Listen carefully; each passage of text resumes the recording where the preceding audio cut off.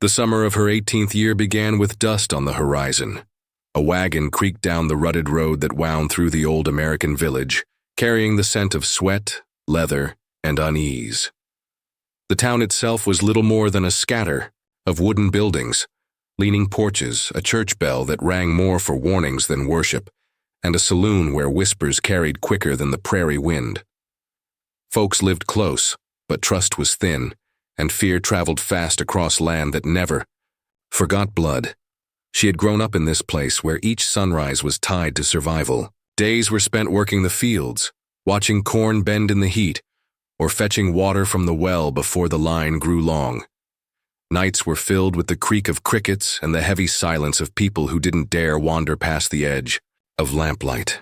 It was a hard life, but it was all she knew. And like most girls her age, she was expected to carry her weight without complaint. But whispers had already started circling about her.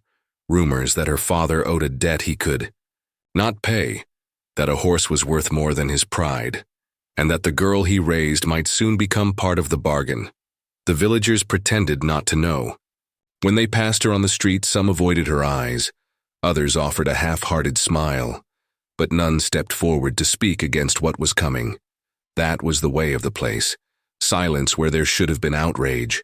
Prayers whispered when action was needed. She felt it in their stares, the quiet acknowledgement that her life was about to change, and there was nothing she could do to stop it. He appeared one afternoon, riding alone through the tall grass, a shadow against the wide sky, the lone Apache. No one spoke his name aloud, though every man in town had heard of him. He wasn't like the bands who sometimes raided for cattle or supplies. He moved alone, a figure both feared and respected, with eyes that seemed to belong more to the mountains than to men.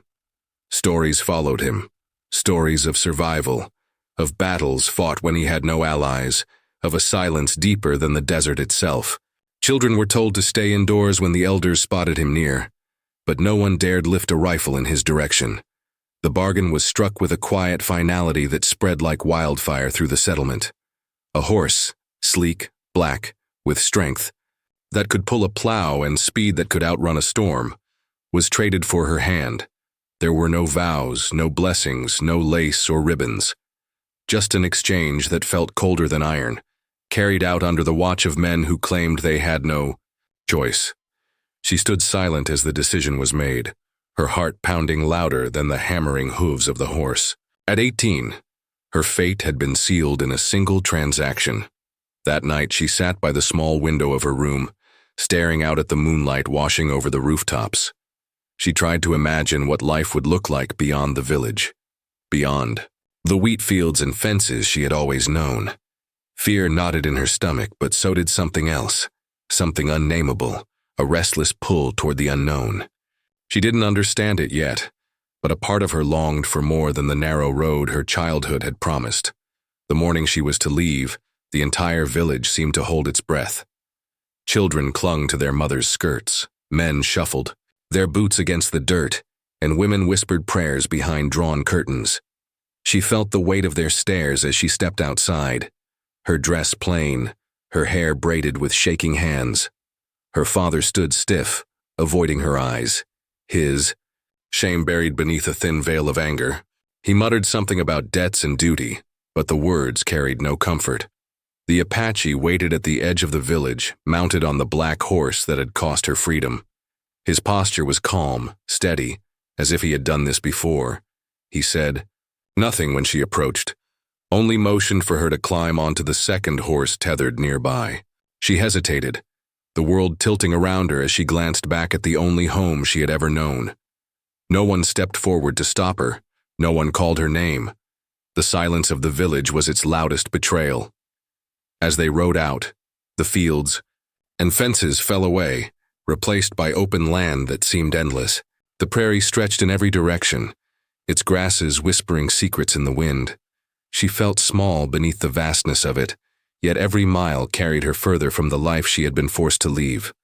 The Apache rode ahead, his back straight, his presence heavy with unspoken meaning. He never looked back, and she wondered if he even cared that she followed. The days that followed blurred together.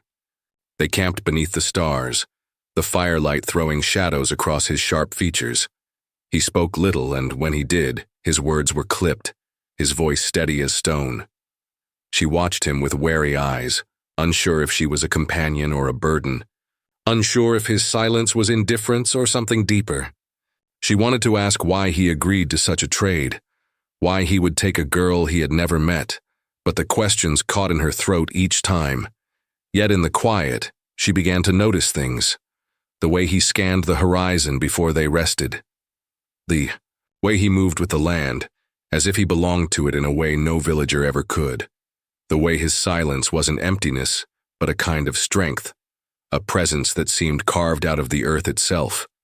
Still, uncertainty pressed on her chest. Was she safe with him, or was she stepping into a new kind of danger? One evening, as the sun bled red across the sky, they reached the edge of the mountains. She felt the air grow colder, sharper, carrying with it the scent of pine and stone. He stopped his horse and turned to look at her for the first time since they had left the village. His gaze was steady, unreadable, but something flickered in his eyes. A question, perhaps, or a warning. She couldn't tell. Her heart hammered as the silence stretched between them, thicker than the gathering dusk. For the first time, she realized she wasn't simply leaving behind the life she had known.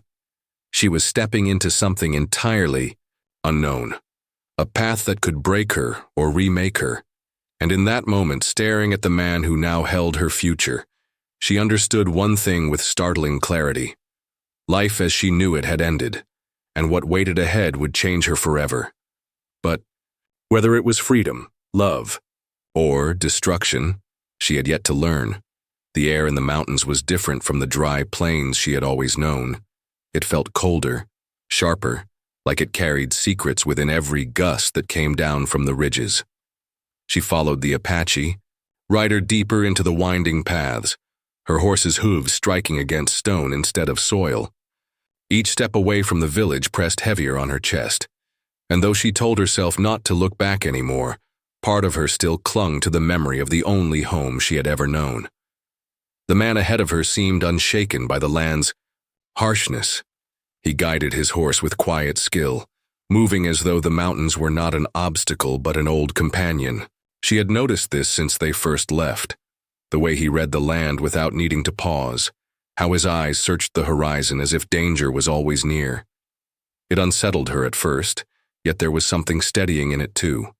He was not a man who wasted words, and though that silence made her uneasy, it also carried a sense of certainty. He knew where he was going, even if she did not.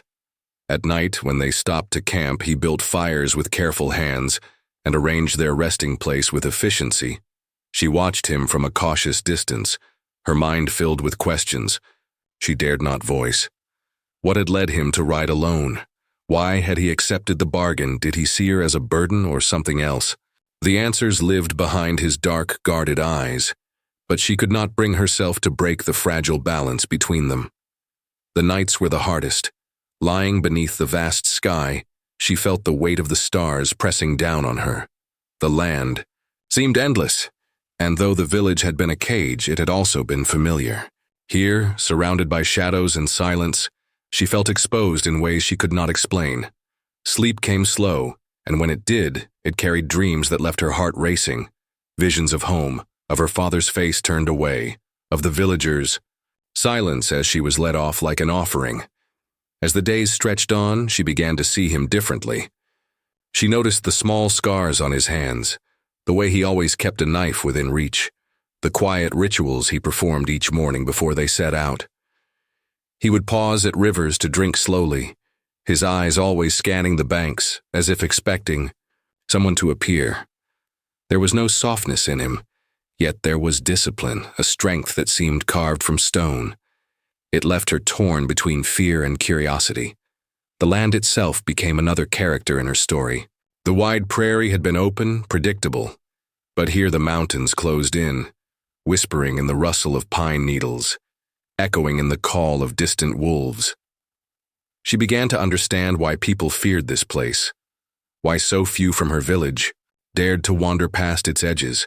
It was not just wilderness, It was alive, untamed, and it demanded respect. She felt small walking in its shadow, yet at the same time, a strange sense of freedom stirred in her chest. She thought often of the life she had left behind, of the friends who had once shared secrets with her by the well, of the chores that had filled her days, of the dreams she had secretly nursed when no one was watching. Marriage had always been spoken of as something inevitable, yet she had imagined it would be to someone she knew within the walls of her world. Never had she pictured herself tied to a man whose silence was as deep as the canyons and whose eyes never revealed their thoughts. The irony stung her. The village had traded her for a horse, and yet here she was, being carried further away from everything she thought she understood. One evening, as they camped near a stream, she gathered the courage to ask her first question. Her voice was unsteady, but she managed to speak. She asked him where they were going. He looked at her for a long moment, his expression unreadable in the fading light, and finally gave her a single word. North. That was all. No explanation, no comfort, just a direction. It left her with more questions than before, but it was something, and she clung to it like a thread in the dark. The journey north carried them into harsher terrain. The nights grew colder and the food scarcer. She struggled with the weight of exhaustion, her body aching from long days in the saddle. Yet he never slowed, never faltered. She began to realize that this was his world, a world where endurance meant survival, where weakness was not a choice. Watching him, she felt a mixture of resentment and reluctant admiration. He was unyielding, yet he kept her alive, guiding her through land that would have swallowed her whole if she had been alone. The mystery of him grew heavier with each passing day. She caught glimpses of something behind the silence, a flicker of memory when his gaze lingered on the horizon, a shadow that crossed his face when he sat by the fire. There was history there, pain perhaps, but he carried it alone, locking it away where no one could reach. She wondered if she would ever understand who he truly was, or if she was destined to remain a stranger in his shadow. As they pressed further into the wilderness, the tension between them deepened. It was not spoken, yet it lived in the space they shared, in the way she watched him from across the fire, in the way his presence filled every moment of silence. He was both her captor and her protector, the one who had taken her from everything she knew, and the one who ensured she survived each day beyond it. That contradiction left her unsettled, her emotions tangled in ways she could not name. The landscape began to shift again. The mountains gave way to valleys rich with wildflowers, their colors startling against the earth. Streams wound through the land, their waters clear and cold. It was beautiful, yet it only reminded her of the uncertainty that stretched ahead. For every mile they traveled, she felt the question pressing harder against her heart. What waited at the end of this road? One night, as the fire crackled low, she found herself staring at him longer than usual. He sat with his back against a fallen log, sharpening his blade with slow, deliberate strokes. The firelight glinted off the steel, and the steady rhythm of stone against metal filled the silence. She wanted to speak, to ask him why, to demand some piece of truth from the wall he kept between them. Her lips parted, but the words would not come. She felt the weight of his gaze turn toward her, and for a heartbeat their eyes locked across the fire. Something unspoken passed between them, heavy and unsettling. She turned away first, her cheeks burning, her heart pounding with a confusion she could not explain. The silence returned, but it was no longer the same. As the days bled into weeks, the suspense only grew. Danger lingered on the edges of their path, the howl of wolves at night, the distant smoke of fires on the horizon, the eerie feeling of being watched among the trees. She realized then that the wilderness was not empty, and that solitude did not mean safety. The Apache seemed to sense it too, his eyes sharper, his movements quicker. He never spoke of the threats, but she could feel them in the air, in the way his hand lingered near his knife, in the way his shoulders tensed when the wind shifted. She began to wonder if the villagers had known this when they gave her away. Had they believed she would never return? That the wilderness itself would claim her? Or had they simply not cared? The thought weighed heavily on her, a reminder of how easily she had been cast aside. Still, beneath the fear, a strange strength began to stir. She found herself adapting, learning without being taught. She watched how he built fires, how he traced the stars for direction, how he listened to the land with a patience she had never known. She began to mimic small things, tying knots, gathering wood, paying attention to the signs in the wind. It was survival, but it was also something more. It was the beginning of a change she did not yet understand. And though she could not name it, she felt the story of her life was no longer tied to the village, nor to the horse that had sealed her fate. It was tied to this uncertain path, to the man who rode ahead of her, to the silence that carried more weight than words. The question was no longer whether her life had changed. It was what it was changing into. And with each mile north, the answer seemed both closer and further away. They crossed into a valley where the grass rose past her knees and the wind carried a cold bite even under the sun. The path narrowed to a faint line that followed a creek, then climbed toward a ridge that cut the sky in two. She rode behind him, her hands stiff from the reins, eyes scanning for movement the way he did. The main conflict had taken root inside her as much as in the land around them. She had been traded from an old American village for a horse. That truth lived in her bones now. Yet the man who led her forward had never laid a hand on her in anger, never raised his voice, never forced her past the demands of the trail. She could not fit those facts together. It was as if two stories were riding side by side, waiting for a collision. The first sign that the world beyond the mountains was paying attention came as a scrape of pine against leather. He lifted a hand and brought his horse to a halt without turning. She stopped too, heart thudding. He dismounted, set his ear to the ground, then rose and pointed downstream. Hoofprints. She did not see them at first. Only after he crouched and pressed a finger to the loam did she catch the shallow half-moons, a broken pattern moving south. Not their tracks. Fresh, from at least 3 riders. He looked at her, and she read the decision in his face. They would move off the path and keep to stone. They made camp beneath a rock shelf that night with no fire. The cold gnawed at her, but she understood the choice. From the dark came the soft nickers of the horses and the thin cry of a nighthawk. She kept close to the saddle blanket and watched his shape blend with the shadows. In the quiet, something shifted. Not comfort, not safety. Small thread of trust, frayed and stubborn, tied to the way he guarded the edges of the dark. She had questions that burned like embers. Had the riders come from the village? Was there a price on his head, on hers? She folded the questions away because the night had its own rules. At dawn, he handed her a strip of dried meat and signed that they would climb along the ridge. His hands spoke when his voice did not. She found an odd relief in that. Words in her village had been used to cut and judge. Here, a gesture meant water or danger or move now. She learned to read the small things. When his shoulders set, they were near a place where sightlines failed. When he paused, there was more than one way forward and each carried a risk.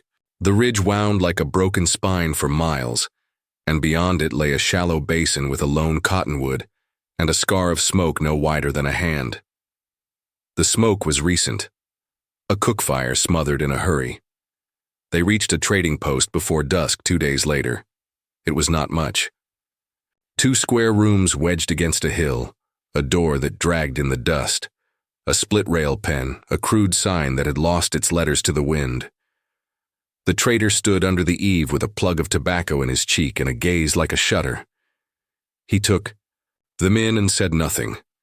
The Apache tied the horses and stepped inside with a bag of furs that had traveled with them since the prairie. She hesitated before following and felt the eyes of the trader rest heavy on her dress and braid. Inside, the walls smelled of oil and damp wood. Shot, salt, coffee, coarse cloth, a coil of rope, an iron kettle. Ordinary survival. Yet the trader's stare moved to a corner shelf with a small stack of papers and a nail that held a folded notice. The Trader lifted the notice and flattened it against the counter. He slid it across with 2 fingers.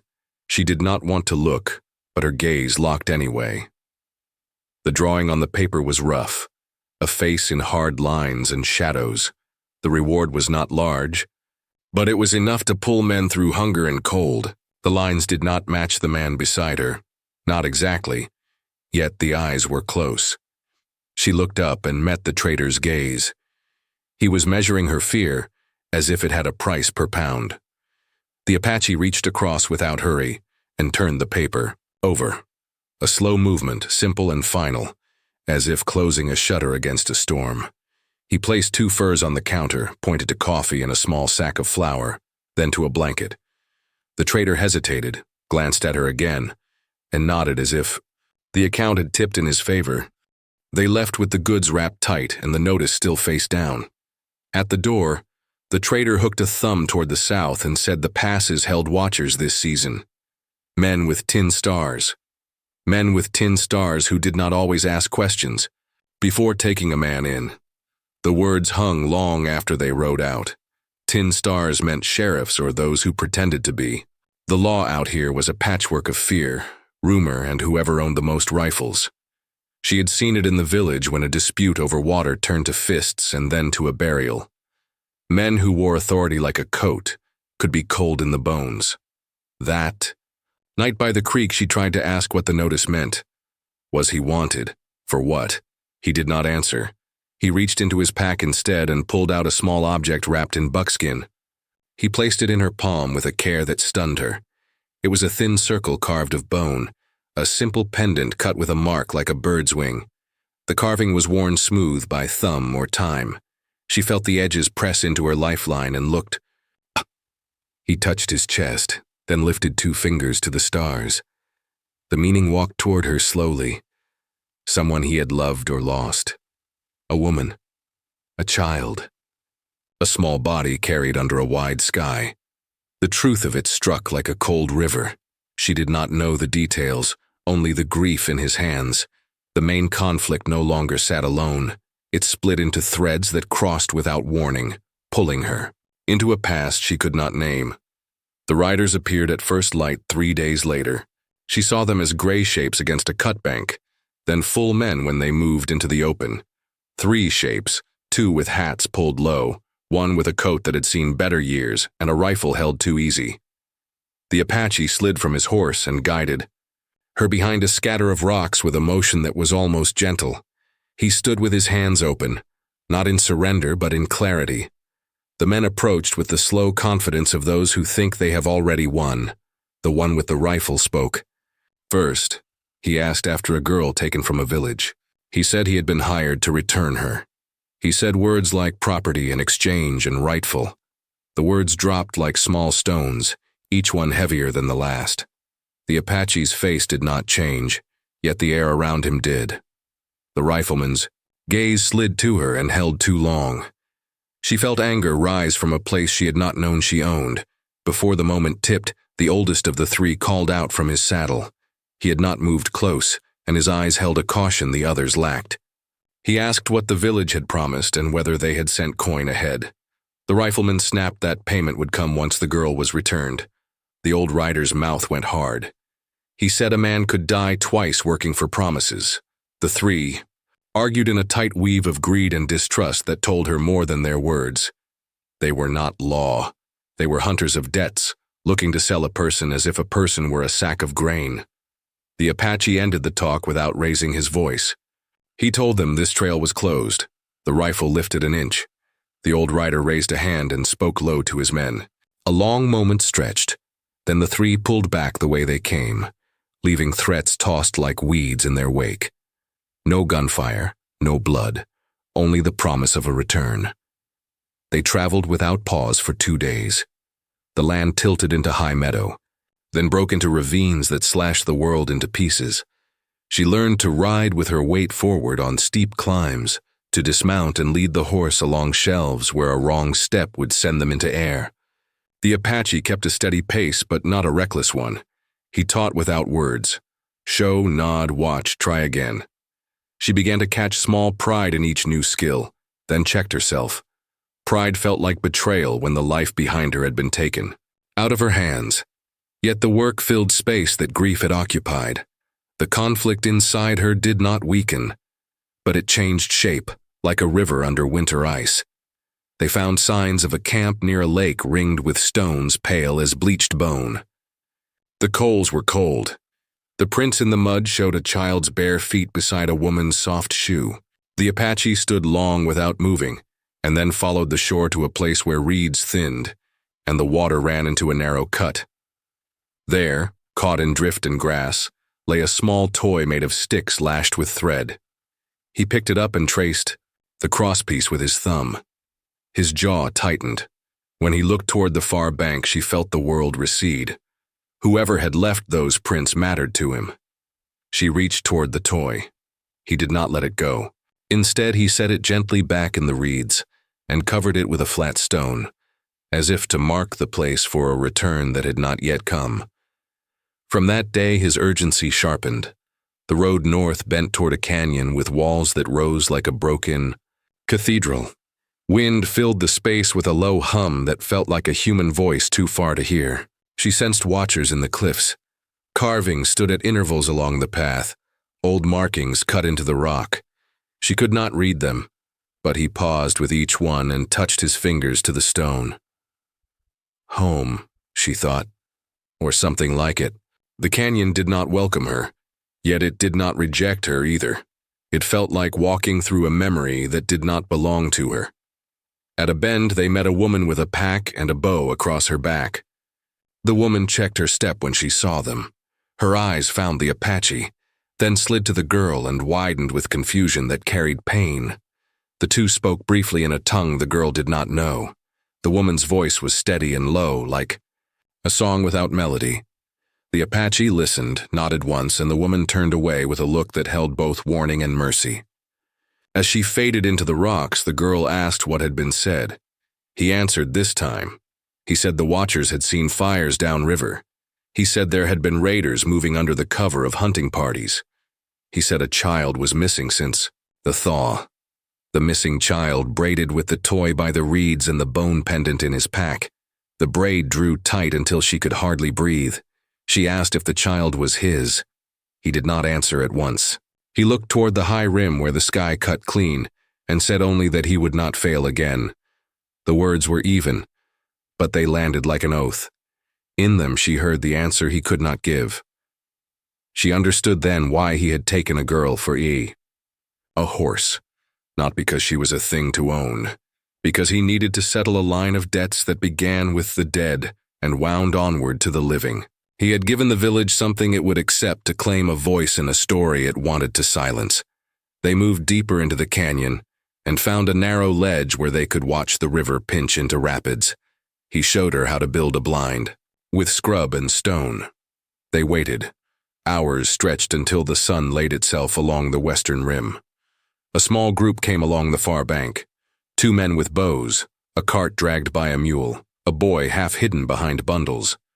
Not the child from the lake.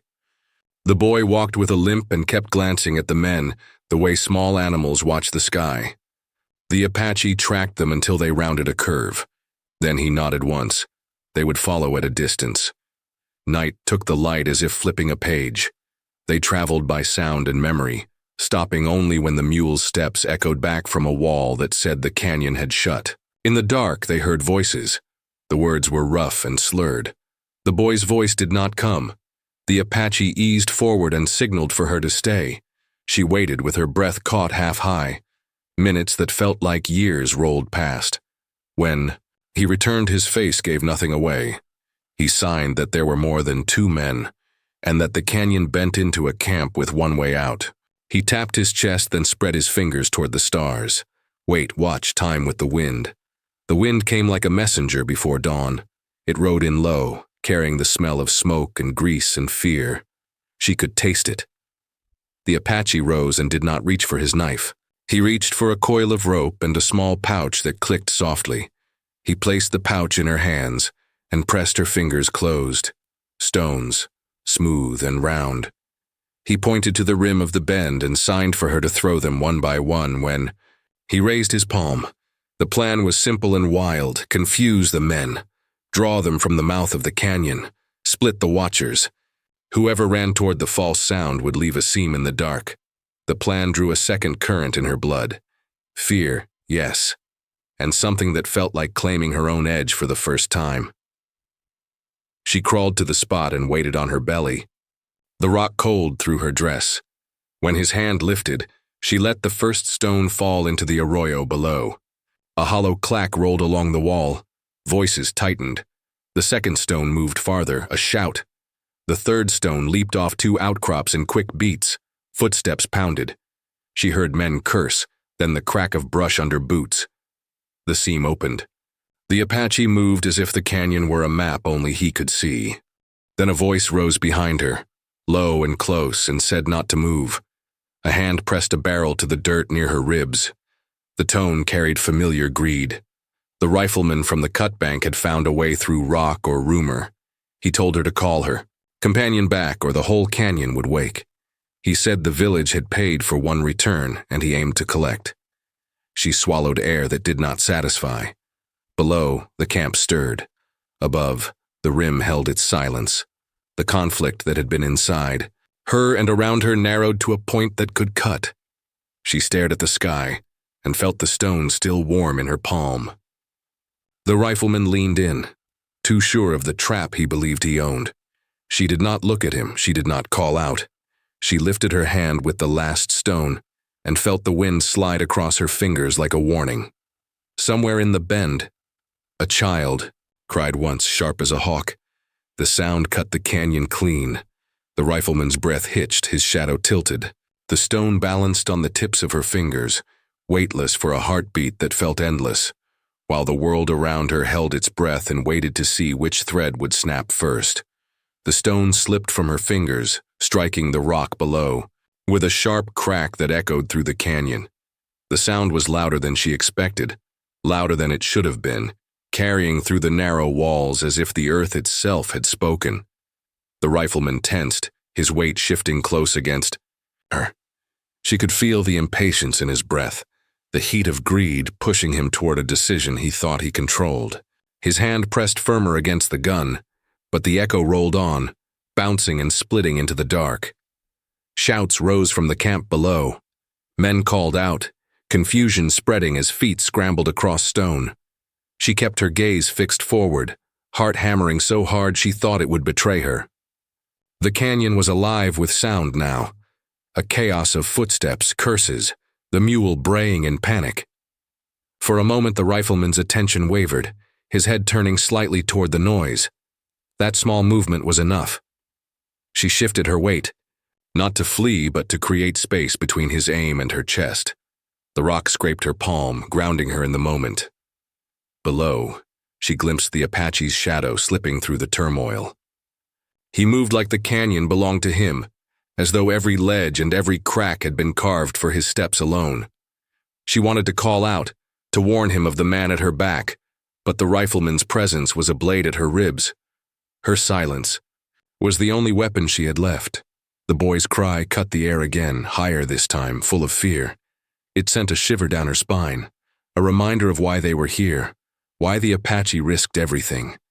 That cry was the thread that bound all the loose strands together. The pendant, the footprints by the lake, the woman with the bow, the grief he carried in silence.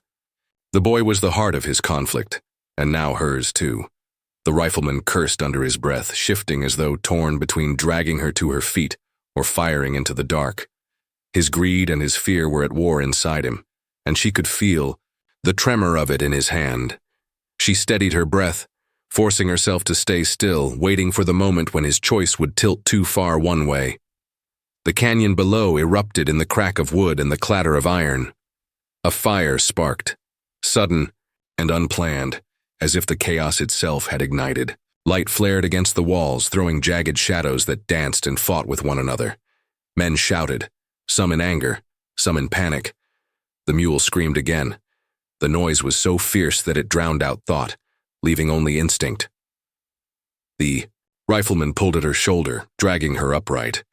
His grip was harsh, but his eyes darted between the fire below and the rim above. He was losing his sense of control, and she felt it like a shift in the wind before a storm. She dug her heels into the dirt, resisting his pull, not with strength, but with refusal. He hissed through his teeth, shoving the barrel closer. She thought of her village, of how they had traded her away as though she had no voice, no will. Rage lit her veins, steady and sharp. She would not be passed from hand to hand like an object again. She would not let this man deliver her back to chains she had never chosen. The Apache's form appeared near the base of the bend, a shadow against firelight. He had seen her, though his face did not give it away. His focus was on the men pulling. The boy toward the cart. One of them raised a bow, scanning the rim. The Apache crouched low, every muscle coiled like a hawk poised to strike. She could feel the moment tightening, every breath pulling the threads of conflict tighter. The rifleman shouted, his voice breaking through the chaos as he called down to the men. His words twisted, claiming he had the girl, that she was leverage, that the Apache would stand down or lose her. The sound of his voice split the canyon in two, drawing every eye, every ear. She felt her blood run cold. The firelight below wavered as the men turned their attention upward. The Apache did not move. He stood at the edge of the shadows, blade in hand, his gaze locked on the boy, then on her, then back to the rifleman. The silence between them was thick, filled with a history she barely understood but felt deep in her bones. Two lives waited. By loss, two paths colliding at the narrowest point. The boy whimpered, pulling at the rope that bound his wrists. The mule stomped and shrieked. Sparks flew into the night sky. The rifleman's grip tightened around her arm, dragging her half a step closer to the edge. Her feet skidded on the loose gravel, heart racing as the canyon yawned beneath. She could almost feel the fall, the rush of air, the crush of stone. For an instant, fear nearly consumed her, but then she saw the boy's eyes in the firelight, wide, terrified, pleading without words. And she understood. If she surrendered now, if she allowed herself to be dragged away, the boy's fate would be sealed. The Apache raised his hand in the air, palm open, the same signal he had taught her when the stones had been their only weapon. Her breath caught. He was not giving up. He was asking her to wait, to trust, to hold until the seam appeared again. The rifleman snarled, shaking her arm as if to break her stillness. She kept her gaze locked on the Apache, refusing to give the rifleman the fear he wanted. Every sound seemed louder. The crackle of fire, the mule's panic, the boy's muffled sobs, the scrape of boots on stone. The canyon itself felt like it was holding its breath, waiting for the choice that would tip everything. She could taste the tension in her mouth, bitter and metallic. The conflict had reached its sharpest edge, every thread drawn tight. The rifleman shifted again, impatient, pulling her back from the rim, then shoving her forward, as if undecided which path would yield him more. His indecision was his weakness. She felt it, recognized it, and clung to the thought like a rope in the dark. He was not as sure as he wanted to seem. His greed made him reckless, and recklessness could break a man faster than fear. The Apache moved then, not with noise but with the certainty of someone who had lived his whole life in silence and survival. His blade caught the light, not in a swing but in readiness. His body leaned toward the cart where the boy struggled. The men there shouted, pointing upward, splitting their attention between the child they sought to control and the figure they could not quite pin down. The fire flared higher, wind feeding it, smoke climbing into the narrow strip of sky. She coughed against the sting, eyes watering. The rifleman cursed, pulling her backward to shield her face. But the moment of distraction was everything. She twisted her wrist, just enough to loosen his grip, just enough to remind herself that she was not helpless. His hand tightened again, but not before she caught sight of the boy struggling free of the cart's side, stumbling toward the chaos. Fire and smoke. The Apache's gaze followed, sharp and unyielding. He did not look at her again, but she knew his plan lived in the space between them. Wait, trust, endure. The conflict was no longer just hers or his. It was bound now in the fate of a child, in the weight of choices that would define more than survival. The canyon roared with voices. The fire spread wild across dry brush, and the night pressed close as if the world itself leaned in to watch. The rifleman's hand shook against her arm, his false certainty fraying under the strain. Every second stretched long, pulling the suspense tighter, sharper, until it felt like something had to break. And still she held her silence, her eyes locked on the man below, the man who carried grief like a weapon, the man who had pulled her from a life of trade and turned it into something unspoken, something dangerous, something new. The stone of the canyon cooled beneath her feet. The smoke thickened, the cries grew louder. The climax had not yet come, but it was rushing toward them like a flood, unstoppable and near. Every heartbeat was an echo, every breath a countdown. The world balanced on the edge of choice, and she stood in the center of it, waiting for the moment when all the threads would snap at once. The canyon held its breath, as if time itself had been tied to the rocks. The rifleman's grip dug into her arm, but she no longer felt fear the way she once had. Her heart was steady, anchored by something stronger than terror. The fire below raged brighter, smoke curling into the night sky, and the boy's cry broke through the chaos again. It was that sound, raw and desperate, that turned everything. The Apache moved in a blur, faster than her eyes could follow. One heartbeat he was a shadow on the edge of the firelight. The next he was among the men by the cart. A knife flashed, a rope snapped, and the boy stumbled free. The men shouted, drawing weapons, but the confusion from the flames and the mule's wild panic split them apart. She saw the Apache shield the boy with his own body, forcing a path away from the cart. The rifleman at her back cursed and aimed down into the scene, his body jerking as if torn between firing at the Apache or keeping her pinned. She twisted sharply, breaking his balance, and his shot went wide. The sound cracked through the canyon, a thunderclap that made the men below dive for cover. In that single instant, she pushed herself away, rolling hard against the dirt, scraping her hands raw but freeing her arm from his grip. The rifleman turned, fury boiling in his face, and lifted the gun toward her again. Before he could fire, a shape rose from the shadows behind him.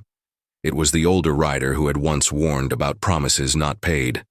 His hand struck the barrel, aside, sending the shot into the stone wall, sparks flying. The two men grappled, curses tearing through the air, the rifle clattering to the ground.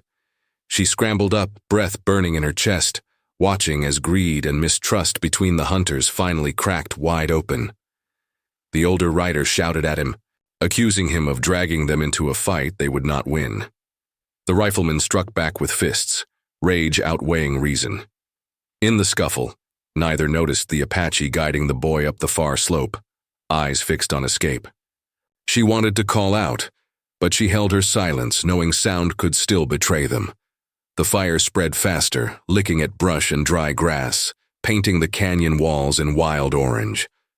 The mule tore free from its harness and bolted, adding to the confusion.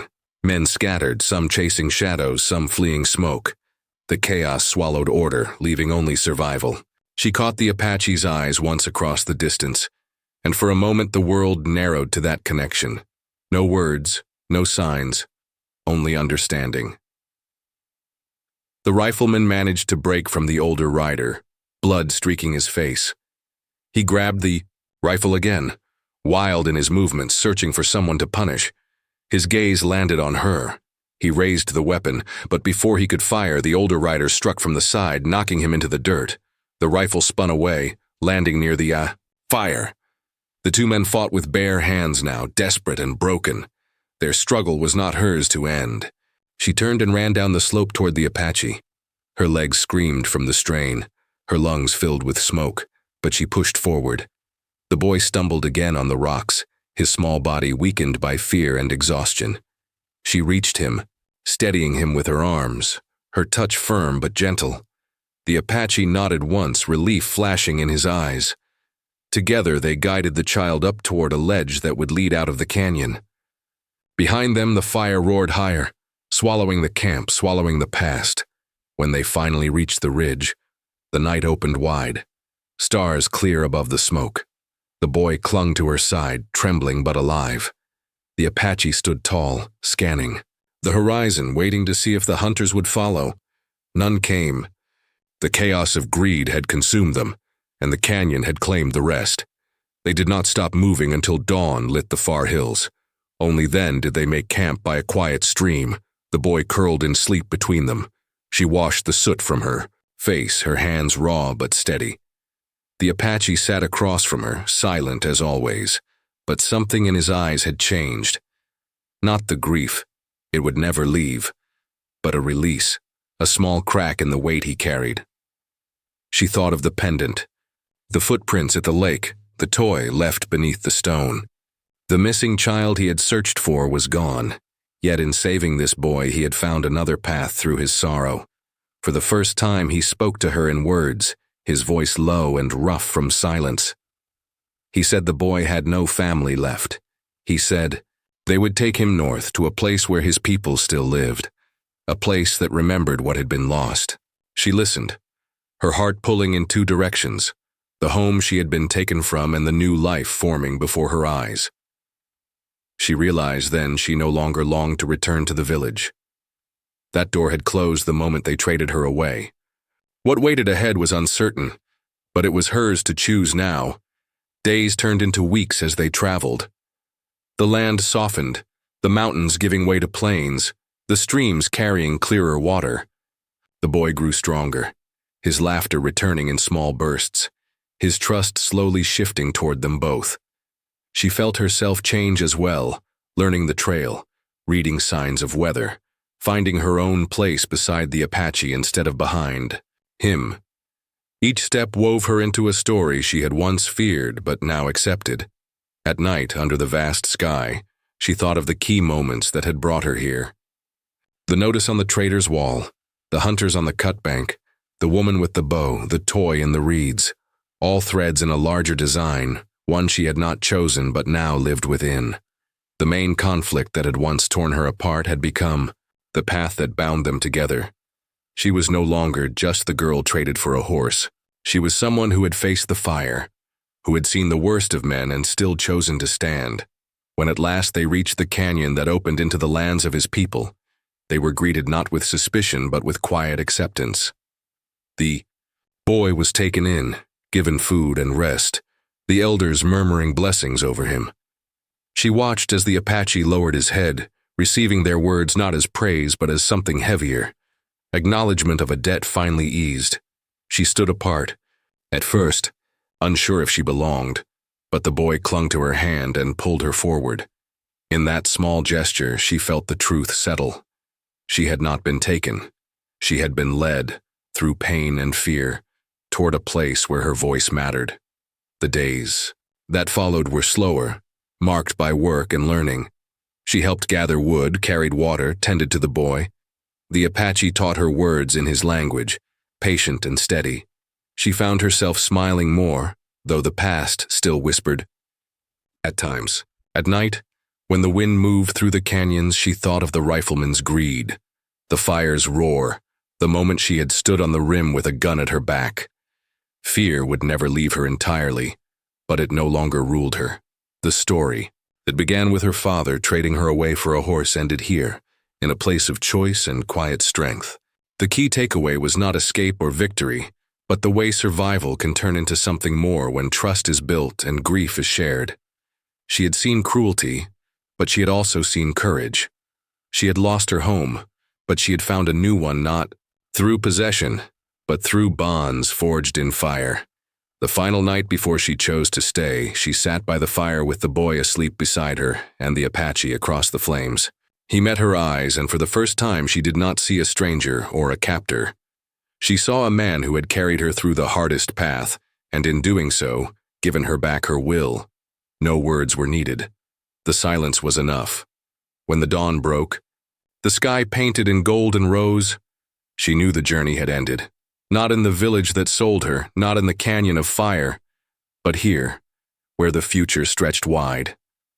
The past could not be undone, but it could be carried forward without breaking. Her. That was the truth she would live with, the reflection she would never forget.